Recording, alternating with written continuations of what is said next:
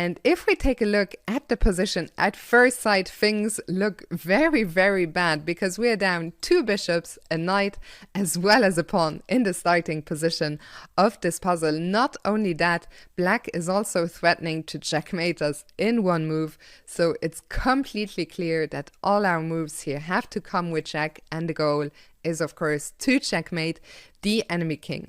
Now, the good news is there are only 2 checks in the starting positions, which reduces the calculation that we have to do. The first check is knight f6. Here, black doesn't have a choice but to capture.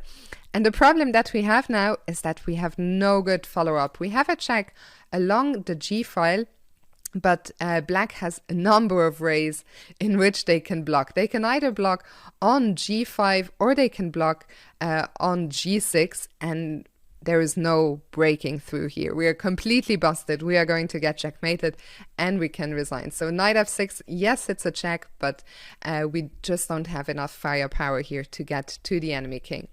That leaves us with another check, and by elimination, this is the winning move, rook h8. But the question is, why is it a winning move? So let's see. First of all, black only has one legal response, which always makes our calculating job easier.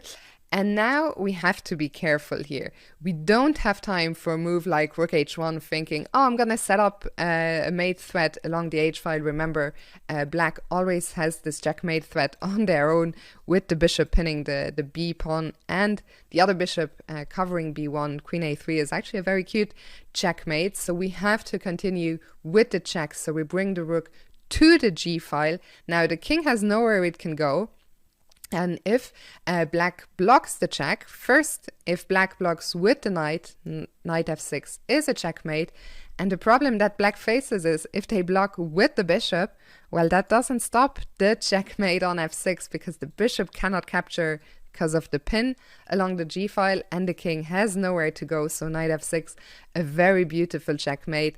And after rook g1, it turns out there is absolutely nothing that black can do here. The best they can do is to delay the checkmate by throwing in a couple of pieces, but the result will always be the same, a beautiful checkmate on f6. So thank you once again to Jolteon for submitting this puzzle, and very well done if you found the solution, giving up one rook on h8 in order to open the g file, bringing the rook here, and now no matter how black blocks the check, knight f6 is always going to be checkmate.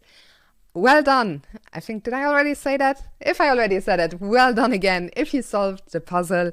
I hope you enjoyed it. This is Fiona Steiland.